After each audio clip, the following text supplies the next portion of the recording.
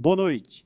Feminicídio ou femicídio, agressões contra a mulher, tema hoje bastante discutido nos meios sociais e jurídicos em todo o país e também a nível mundial. E é sobre esse tema que vamos conversar com ele, que é professor da Universidade Regional do Cariri, pesquisador, advogado, especialista em docência do ensino superior, pós-graduado em Direito e Processo Penal e doutor pela Universidade del Museu Social Argentino. Eu estou falando do Dr. George Laurindo de Andrade e é com ele com quem vamos conversar hoje no programa. Está no ar o programa Café com Leite.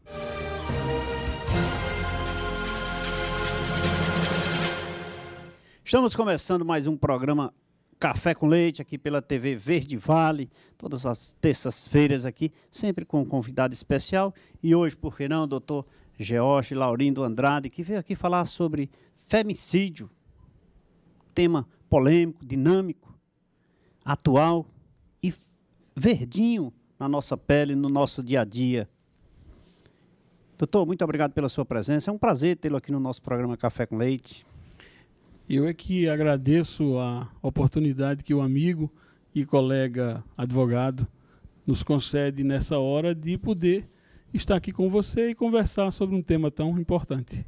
Doutor, femicídio não é um tema muito comum, nem mesmo, eu diria assim, no meio jurídico, no meio dos advogados. Então, assim, ele não é tão comum como homicídio, como crime hediondo, como essas palavras, esses termos técnicos, jurídicos que nós utilizamos por aí. No nosso mundo jurídico. Mas o que é que significa a expressão femicídio? Leite, ou a importância disso? Certo. Na realidade, na academia, na universidade, nos meios televisivos, principalmente fora do Brasil e a partir de 20 ou 30 anos atrás para cá, essa expressão está sendo cada vez mais utilizada, e ela nada mais é do que um homicídio. Só que um homicídio com características especiais. Por quê? Femicídio, a rigor, trata-se de quê? Trata-se de retirar ou tirar a vida de uma mulher, matar uma mulher, pelo simples fato dela ser mulher. Então é algo que já nos choca, já nos deixa mais perplexos, principalmente numa sociedade tão complexa, tão complicada e tão cheia de intempéries e problemas como a nossa. Esse tema você levou para a sua tese de doutorado, né? Sim. O que lhe levou a escolher esse tema? Porque é direcionado à mulher? Por duas razões. Em primeiro lugar, porque se tratava de um tema bastante atual, uma temática bastante atual e relevante. Se nós começarmos a pesquisar, a buscar as estatísticas e, sobremodo, como a mídia tem exposto essas questões, nós temos que perceber que esse tema é atual. Por ser um tema bastante atual, no tipo de programa de doutorado que eu participei, ele requisitava que se discutisse uma questão de cunho relevante, atual e em perspectivas binacionais. Ou seja, eu escolhi trabalhar com essa questão, a questão do femicídio e também de um outro tipo penal, que é a participação em suicídio, embora basicamente o projeto seja delineado sob a perspectiva do femicídio, na sociedade argentina e na sociedade brasileira, que são sociedades de risco. A mulher se coloca, desde que ela tem chegado ao mercado de trabalho, principalmente na sociedade brasileira, por exemplo, nos últimos 20, 30 anos, ela tem saído mais do lar, ela tem se colocado mais diante do mercado de trabalho e feito a dupla, tripla jornada. Então, essa sociedade para ela se tornou também uma sociedade de risco. Já era uma sociedade de risco anterior. Só que a mídia não expunha tanto, talvez, o quanto nos últimos 20, 30 anos tem exposto a questão. Nós temos, nos meios jurídicos, discutido, nós temos inserido na legislação penal alguma penalidade específica para o femicídio? Na verdade, especificamente na atualidade, na legislação brasileira, não. Existe um projeto de lei, existem vários projetos de lei tramitando a nível do Congresso Nacional, e são vários. São vários. Sobre o tema. Sobre o tema do femicídio, para incluir um tipo penal, no caso, o femicídio, como tipo penal na legislação penal futura, que vai entrar em vigor no próximo Código Penal.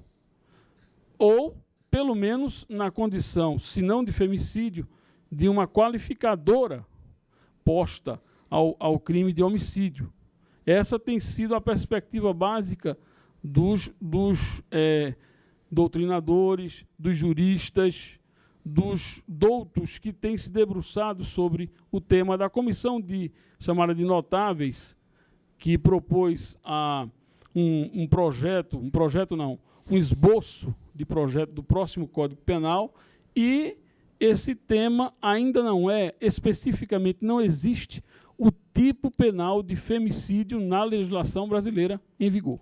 Nem o tipo penal, nem sua respectiva penalidade, né? Obviamente, sim, Obviamente, não existe, né? não existe. Não pode existir a penalidade se ele não... Questão da não existência do você tipo. Você está me afirmando que esses estudos sobre o femicídio, ele já existe há pouco mais de 20 anos por aí? Fora do Brasil há mais tempo. Há mais tempo. Fora do Brasil há bem mais tempo, Doutor, 30, me 40 relembre, anos. você ou lembra mais. De quando é o nosso Código Penal? Nosso Código Penal é da década de 40. Década de 40. Da década de 40. Inclusive é o seguinte, Leite, veja, a nossa legislação ela tem sido constantemente atualizada. Por exemplo, a legislação civil, ela é deste século, a legislação civil atual em vigor, ela é deste século, já com uma roupagem apropriada para tempos de transição, para tempos complexos como os nossos dias, mas a legislação penal brasileira, pátria, ela ainda é de 1940, da década de 40, mais precisamente de 42 em diante, e um decreto-lei, né, da era Vargas. Pouco então, mais de 70 anos de idade. Uma sociedade completamente diferente da nossa sociedade, dada a distância cronológica e distância em termos de perspectivas de evolução das instituições e do modo de pensar, de ser, de existir e de viver dentro desse ínterim de 70 anos, nós temos um descompasso muito grande, muito com certeza.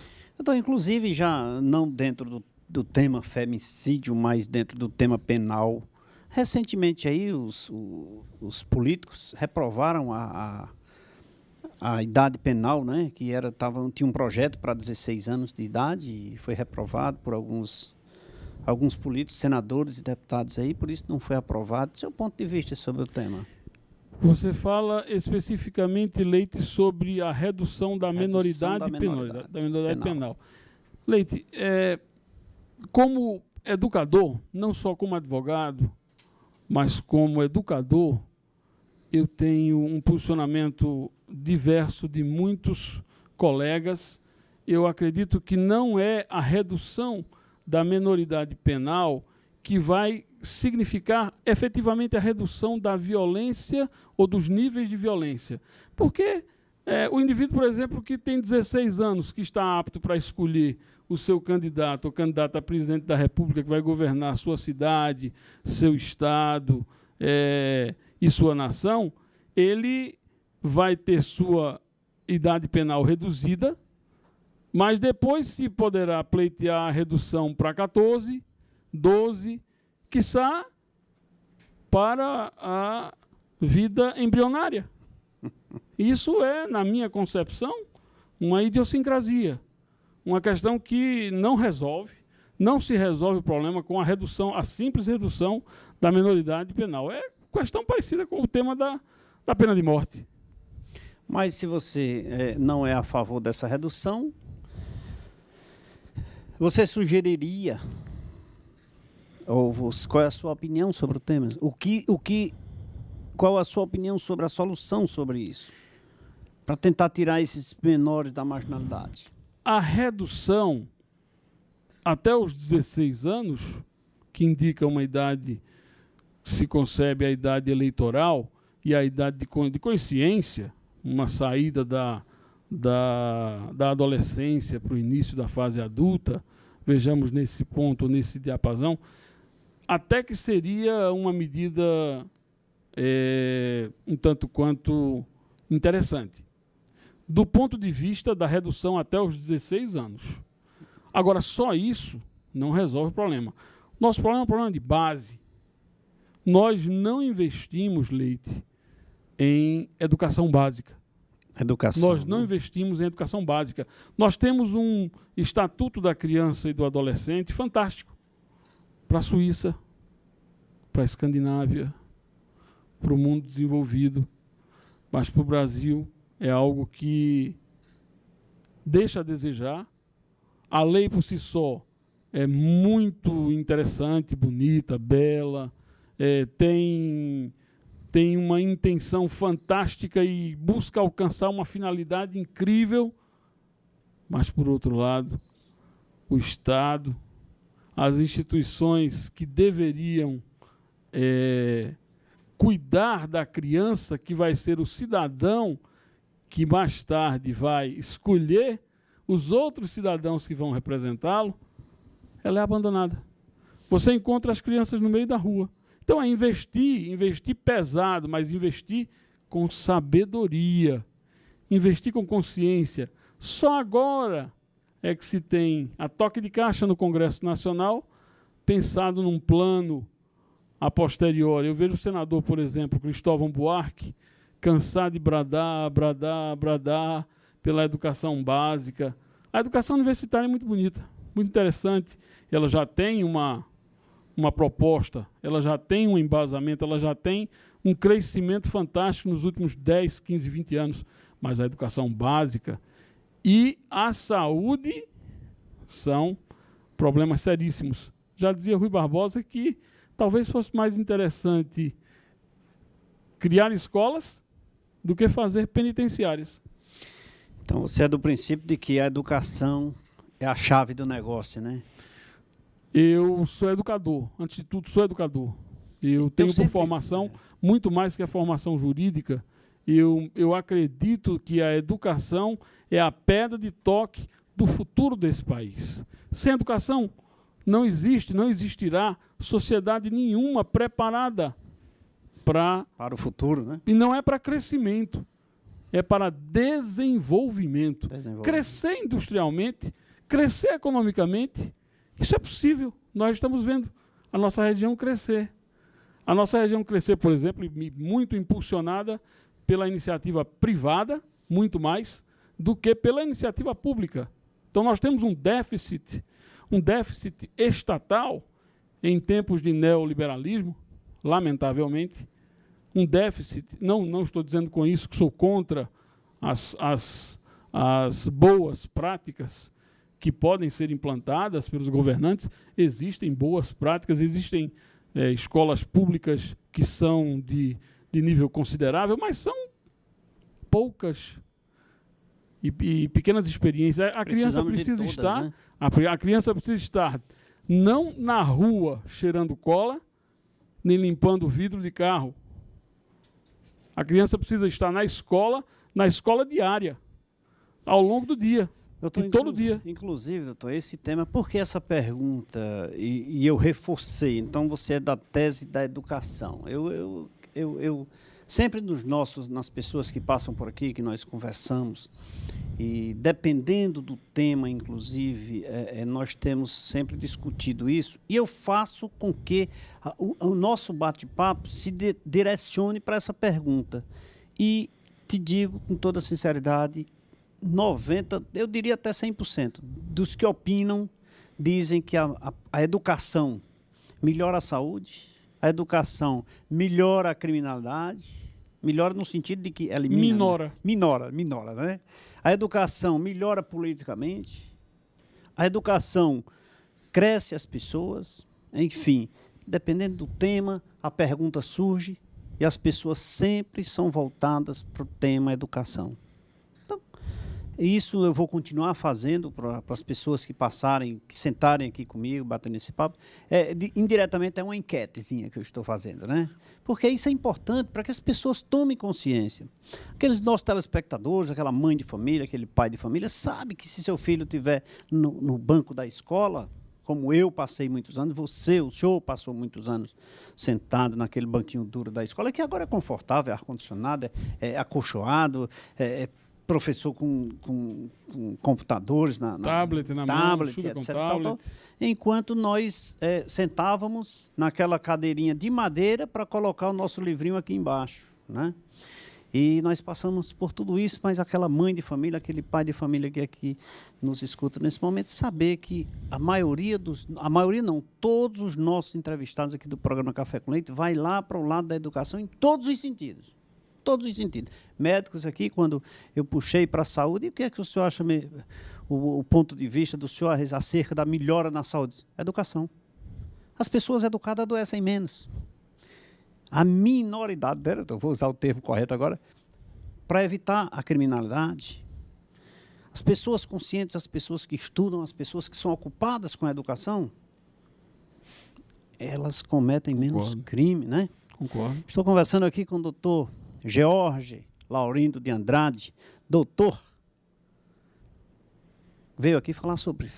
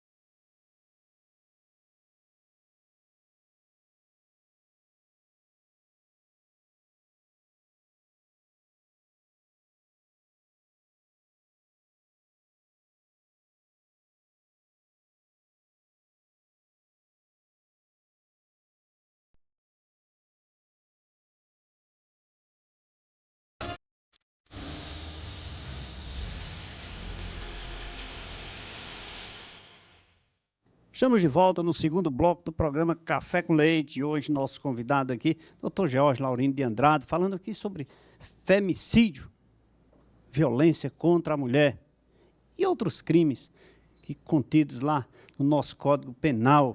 Ele que veio aqui prestar esse esclarecimento para a nossa sociedade, para você, telespectador, em especial para você, mulher, para você que sofre as consequências e os problemas domésticos, os problemas de agressões, e não tem conhecimento. E aqui você tira a sua dúvida com o Dr. George Laurindo Andrade, que veio aqui fazer esse belíssimo trabalho, mostrar o seu trabalho aqui para você. E agora eu quero convidar o nosso amigo Aragão, que veio aqui representando a empresa RB Calçados, a quem eu quero agradecer pela sua presença, viu? Aragão, eu tenho o prazer de entregar aqui, de passar às suas mãos o registro da marca RB Calçados e um dos produtos das sandálias que são produzidas pela RB Calçados, né? Eu quero passar às suas mãos aqui o registro e dizer que a partir de agora, doravante, você tem aí por 10 anos o registro da marca RB Calçados, protegida a nível nacional. Quero agradecer a sua presença e passar isso às suas mãos. Ficamos muito gratos, porque nós temos essa parceria com os escritórios do Leite e, com isso, a gente nunca teve nenhum problema fiscal, auditoria ou qualquer coisa, em razão de uma proteção que todos os empresários deveriam ter, que seria um sossego a mais na percepção e no crescimento da fábrica. Então, eu agradeço muito, em nome de Rafael Batista, de Dona Maria do Socorro, sobre esse título aqui, esse certificado de registro. Ô Aragão, o que é que a RB Calçados fabrica? A sandália, que tipo de sandália? Sandália de PVC, sandália de couro? Pronto. A RB Calçados ela se especializou em chinelos, o popular chinelinho do dia a dia. Essa de dedo. Chinelinho de dedo, pronto. Com isso, o que aconteceu? O mercado, adulto, infantil? Adulto e infantil, masculino, feminino e infantil, masculino e feminino. Esse produto, nós temos orgulho na nossa região que nós tiramos o lixo, nós utilizamos material reciclado, entendeu? Tirando, comprometendo com o crescimento da nossa região, tirando essa sujeira que fica jogada ao lixo. Então, a gente aproveita isso aí. Dando uma contribuição para o nosso meio ambiente. Com certeza, com certeza. Vocês vendem só aqui para a região do Cariri?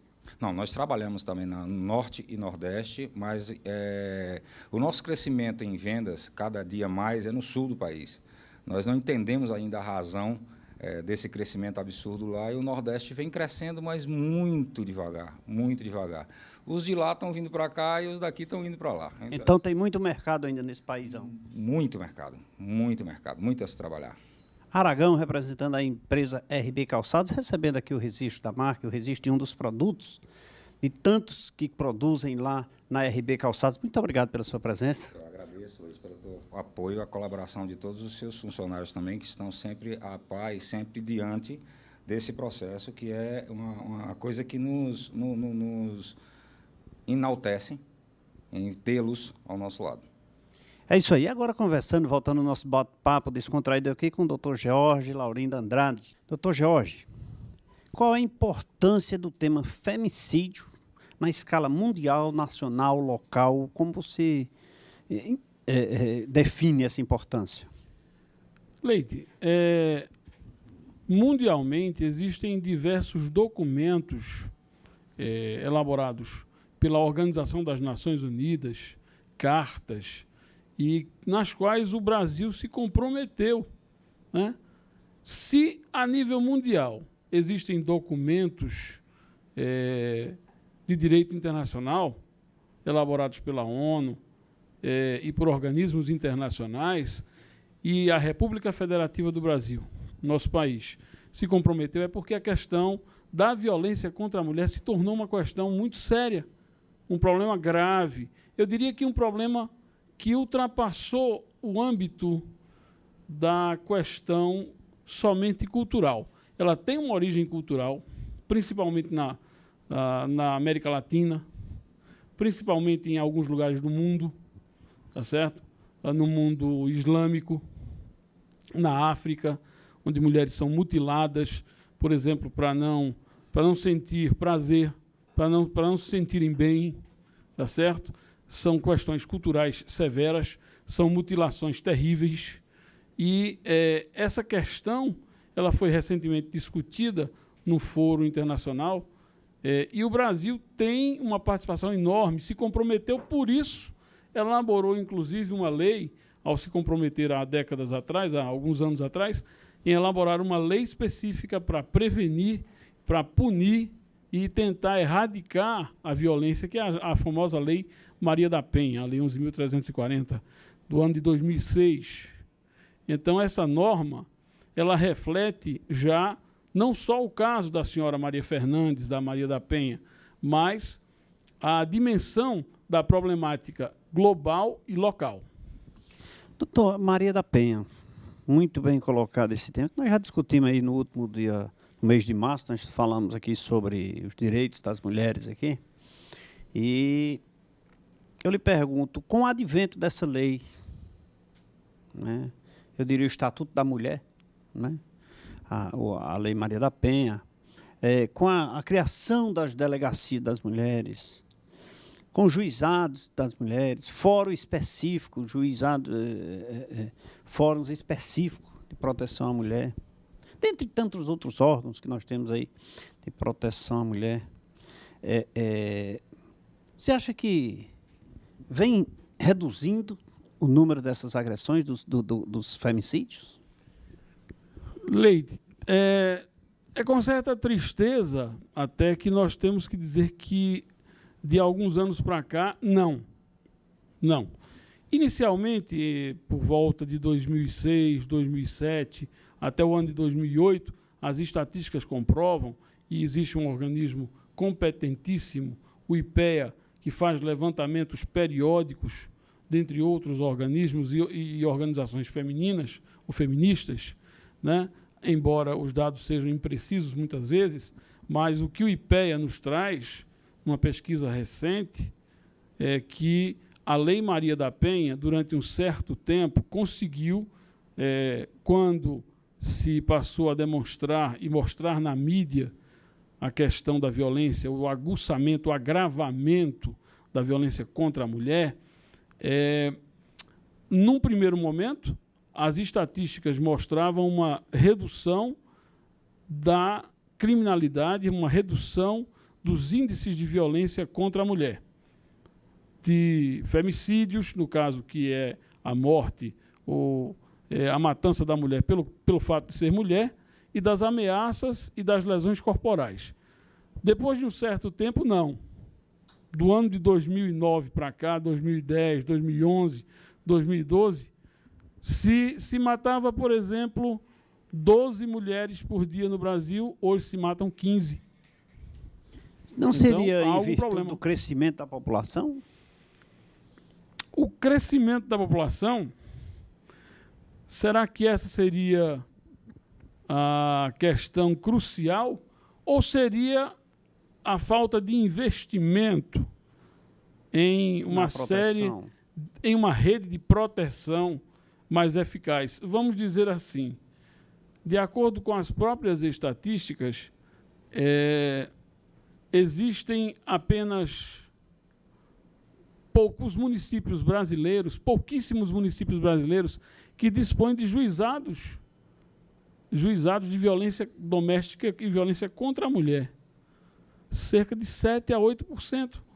Muito pouco para um Brasil. Quantos municípios nós temos no Brasil? Aproximadamente mais de 5 mil municípios. Quase então, 6 mil, né? Quase 6 mil municípios. 7 e 8%, 12% ou mais de delegacias especializadas, um pouco mais, talvez, salvo melhor juízo, talvez eu esteja cometendo algum equívoco, mas creio que o número de delegacias também é muito pequeno. Veja-se, por exemplo, no estado do Ceará, existem pouquíssimas delegacias especializadas. Eu diria que menos que uma dezena. Certo? Para um estado desse, né? Sim. Delegacias especializadas. Especializadas são importantes. E elas surgiram primeiro. Elas surgiram no âmbito da questão histórica, elas surgiram primeiro do que os juizados especiais. Os juizados especiais são uma criação efetivamente da Lei Maria da Penha. Doutor, é bom sempre lembrar que o femicídio ele não está voltado exclusivamente para a violência contra a mulher no âmbito doméstico, né? É no cômputo geral, não é isso?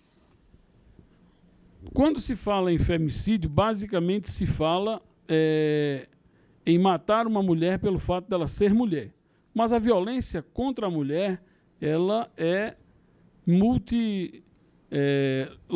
Ela não pode ser vista apenas no âmbito de um determinado espaço físico, que é o espaço físico da residência, o espaço físico dos companheiros, o espaço físico dos cônjuges, o espaço físico dos namorados. Não. Não é o âmbito apenas da violência contra a mulher. A mulher sofre violência no trabalho, a mulher sofre violência nos meios de transporte, quando ela volta para casa, por exemplo, ela sofre violência, isso aí é patente. Então, nós temos uma série de questões extremamente importantes nesse sentido, a dizer que a nossa lei, ela protege a mulher muito mais no âmbito local, no âmbito do município, no âmbito da residência, das relações domésticas. Agora, no que diz respeito a outros espaços físicos, a mulher sofre violência e essas questões precisam ser ampliadas e discutidas e rediscutidas. Nós tivemos um fato a semana passada com a querida doutora Elizabeth, né?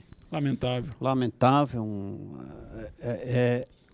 Ali, aquela ocorrência é um femicídio? Sim. Lamentavelmente, eu diria que é triste ter que dizer que, mais uma vez, não é apenas mais uma mulher, e são dezenas e dezenas e centenas de mulheres que perderam a vida na região do Cariri, que por sinal é uma região onde se bate muito em mulher e onde se mata muito mulher.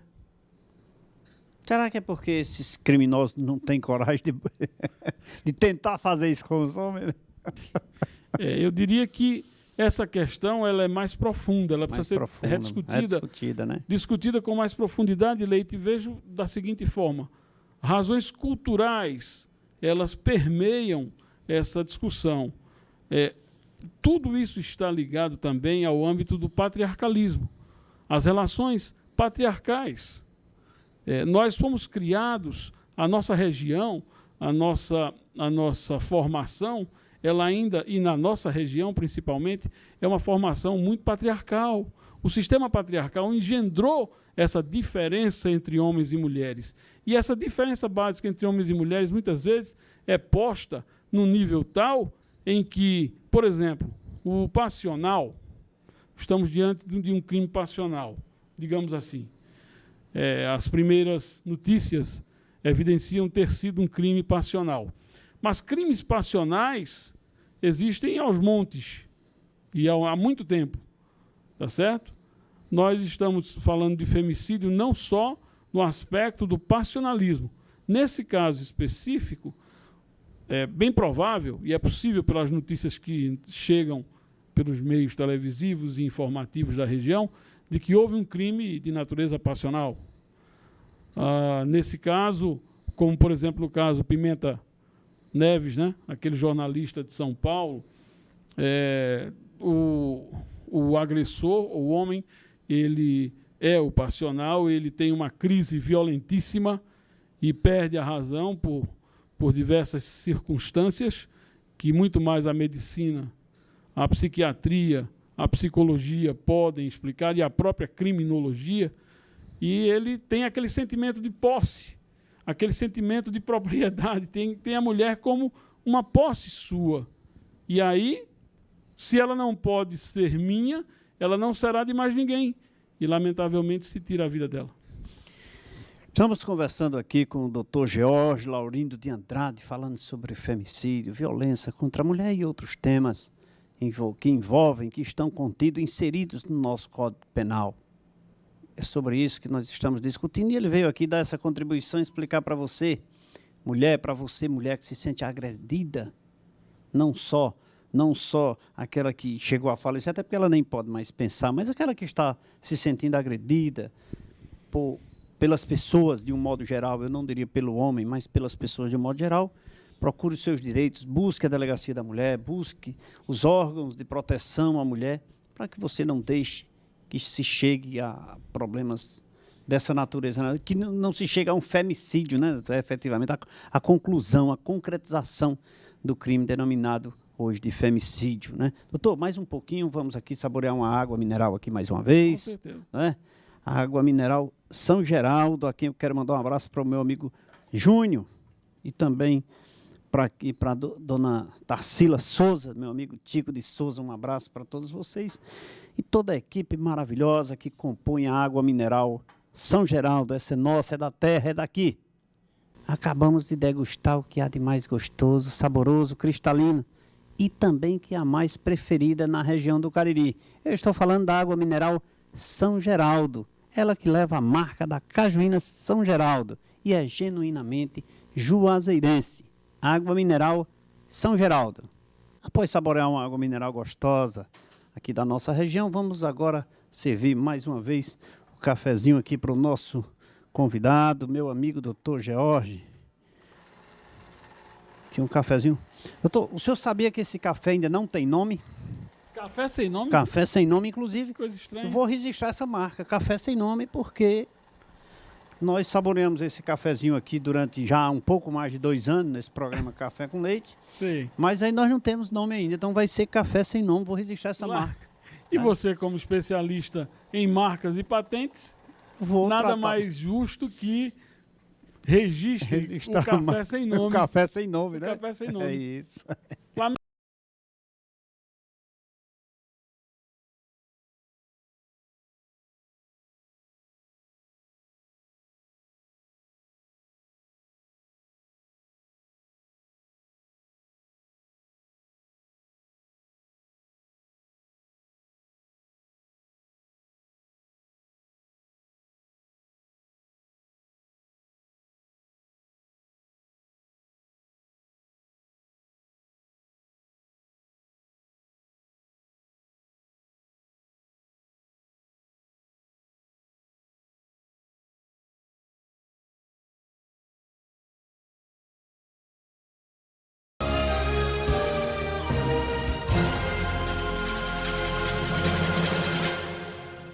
Estamos de volta nesse terceiro bloco do programa Café com Leite. Após saborear um cafezinho sem nome aqui, né? Muito saboroso, muito gostoso aqui com o nosso convidado, Dr. George Laurindo de Andrade, falando aqui sobre violências contra a mulher, sobre femicídio, um tema relevante que está em discussão a nível nacional, a nível mundial, em proteção, em defesa das mulheres do nosso querido Brasil. Vamos falar aqui do nosso querido Brasil, né? Mas que em defesa da mulher a nível mundial.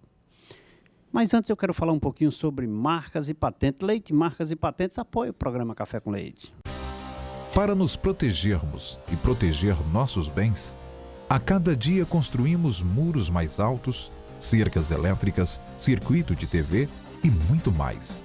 E o que fazer com o patrimônio que as cercas e os muros não protegem? Sua marca é seu maior patrimônio e só está protegida quando você registra. Leite, Marcas e Patentes. Soluções sem fronteiras. É isso aí. Doutor, vamos continuar esse nosso bate-papo. Me diga uma coisa. Existe um projeto de lei para inserir no nosso Código Penal uma penalidade específica para o femicídio, né? Você tem visto? O que é que isso muda? Na verdade, Leite, existem vários projetos de lei tratando do tema femicídio, né? De incluir um tipo penal específico no Código Penal, no futuro Código Penal, que está em elaboração, em tramitação, de que exista ou passe a existir o crime de femicídio e que com ele, com esse tipo penal, uma pena inerente a ele. Esse crime, femicídio, ele é considerado hoje, apesar dele não ser tipificado lá no Código Penal, ele é considerado um crime hediondo? Especificamente, eu lhe diria o seguinte: o crime de femicídio não existe. Não existe na nossa legislação. Ele vai lá para o homicídio. Ele vai para o homicídio. O homicídio em sentido genérico, que é matar alguém, homem ou mulher, certo? pode-se dar uma conotação de crime hediondo, tá certo? Ao caráter de hediondez. Por exemplo, um crime que traga uma consternação, que traga um caráter de maior potencial criminógeno, é um crime hediondo. Agora, existem diferenças na nossa legislação e nas legislações de outras nações. Especificamente na nossa pesquisa, nós procuramos, por exemplo, a título de consideração, ver a legislação argentina, estudar um pouco sobre a legislação argentina, já que o nosso doutorado era um doutorado que era elaborado num país externo e que tinha essa característica binacional. Nós estudávamos o tema, estudávamos as questões da mulher na sociedade de risco argentina e brasileira, e a legislação argentina, por exemplo, que é bem recente sobre o tema, ela incluiu no próprio Código Penal argentino a penalidade pelo crime de femicídio. Lá existe prisão perpétua para o cometimento daquele agressor que comete o crime de femicídio contra a mulher. Na nossa legislação, não. Não, né? Eu poderia considerar o femicídio um crime, um gênero do crime contra a mulher? Existem diversos... a violência de gênero contra a mulher, sim, ela poderia ser dicotomizada em diversos tipos de violências, porque existem várias violências. A própria Lei Maria da Penha, ela coloca diversas perspectivas nesse sentido: a violência física, a violência psíquica, a violência moral, né? Não existe somente o femicídio. Por exemplo, ameaçar uma mulher de morte é crime. Bater numa mulher e constituir uma lesão corporal contra ela é crime de lesão corporal. Esse crime de lesão corporal pode ser até de natureza grave, e muito grave, que pode conduzir até a morte da mulher. Matar a mulher é um crime aqui na nossa legislação, um crime de homicídio. Quer dizer, ameaças, estupros, situações terríveis como as situações que as mulheres enfrentam, por exemplo, quando estão nos metrôs superlotados, né? Aquilo é um tipo de violência contra a mulher, tá certo? A violência que ultrapassa o limite sexual, adentra na esfera psíquica, adentra na esfera moral. Então, a própria Lei Maria da Penha classifica diversos tipos de violência: violência física, psíquica, moral, e por aí vai. Lá no nosso Congresso Nacional, em especial no Senado, está se discutindo aí uma nova lei, um novo Código Penal e a inclusão do femicídio dentro do nosso Código Penal. Você tem visto, tem acompanhado esse processo?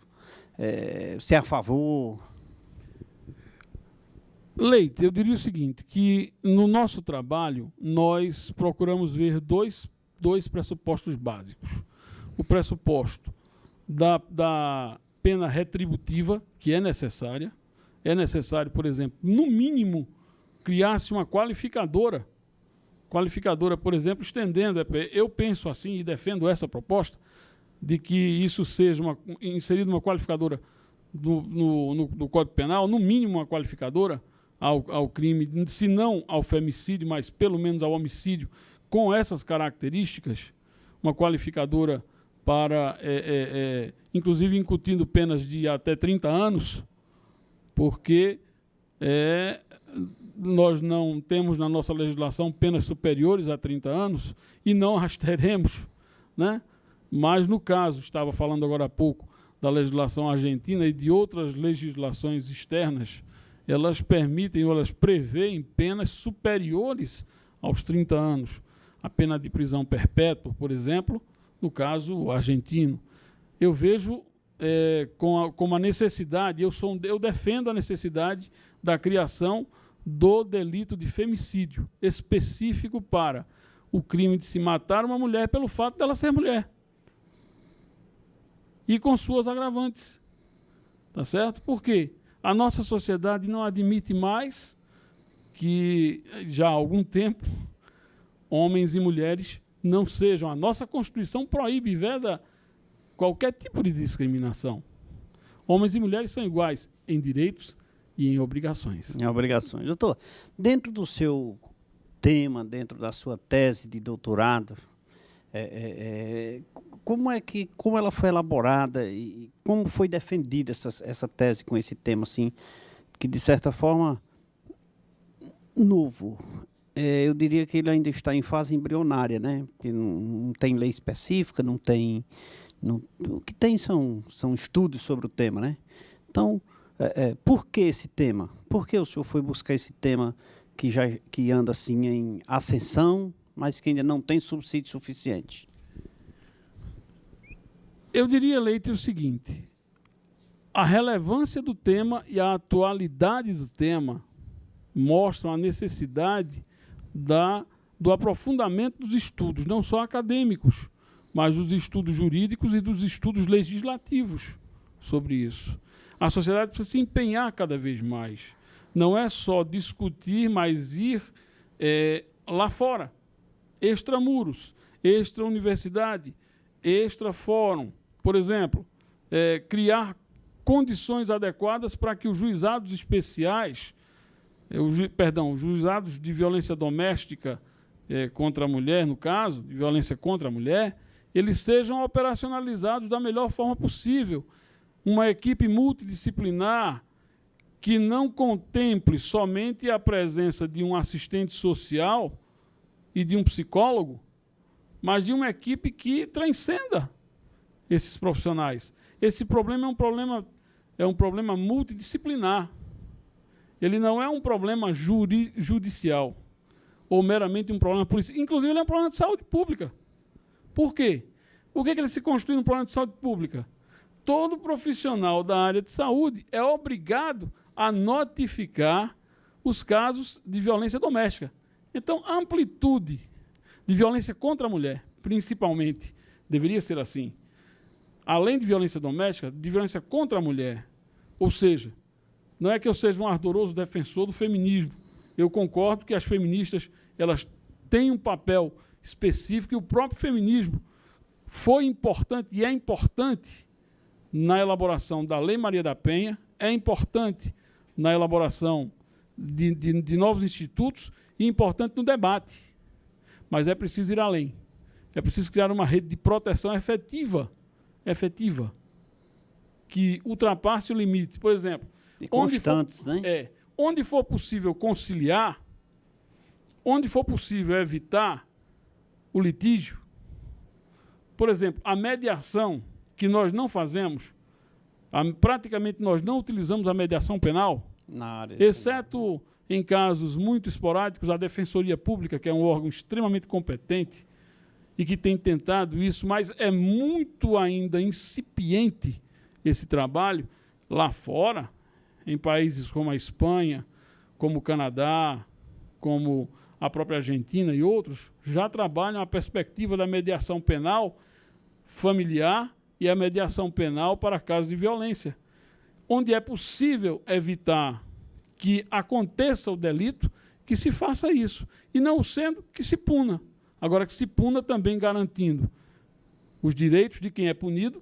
Não adianta, por exemplo, só inserir o agressor que tem um histórico de violência e que vai ser colocado na prisão e simplesmente que ele fique na prisão ali, como se diz aqui na nossa região, mofando e aprendendo a deixar de ser batedor de mulher e a se transformar em algo mais perigoso. Um indivíduo mais periculoso.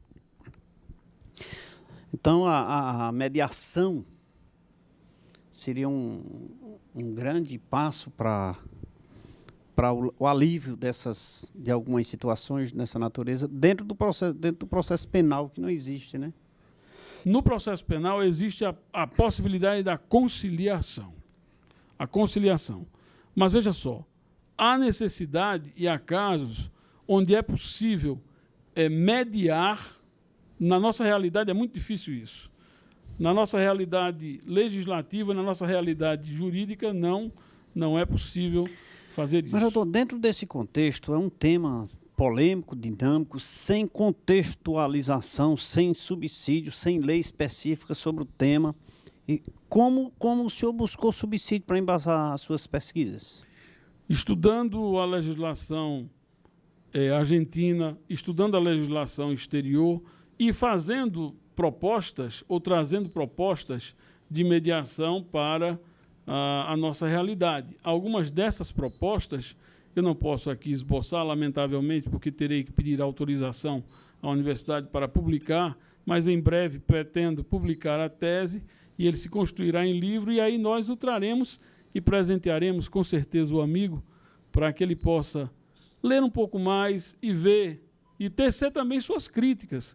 Queremos receber críticas, porque é um trabalho que é sujeito a crítica. É um trabalho de pesquisa, de recolha bibliográfica.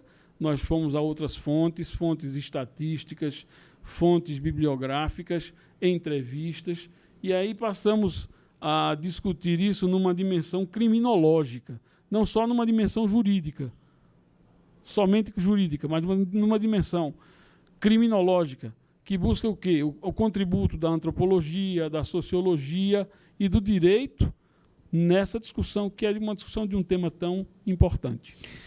Doutor, observa-se, de um modo geral, que o tema é extremamente relevante.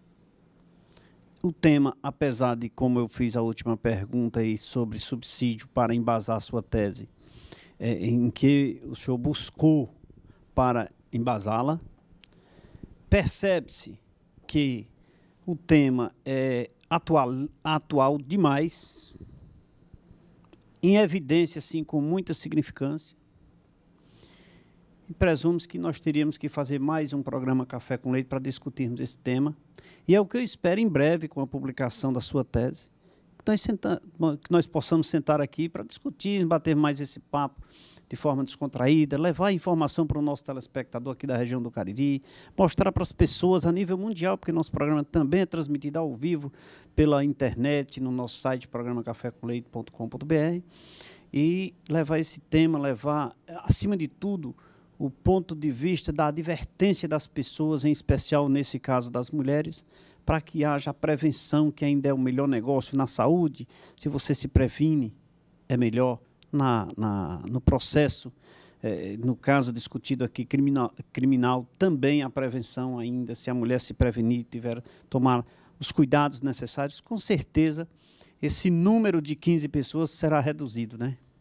Quero agradecer demais aqui a sua presença, dizer que foi de grande valia para o nosso público telespectador e para nós que fazemos o programa Café com Leite.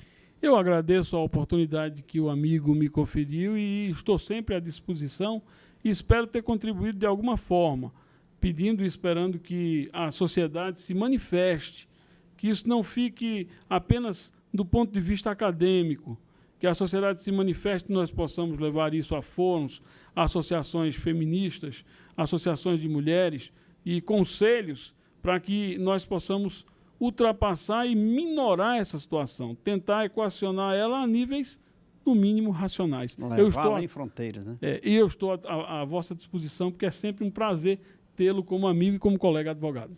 É o nosso amigo aqui, doutor George Laurindo Andrade, que veio dessa contribuição maravilhosa para o programa Café com Leite. E você que faz parte dele, que está aí do outro lado da tela nos assistindo, um abraço a todos. Um abraço a toda a nossa equipe que fica por trás das câmeras, fazendo com que possamos levar até você essas informações.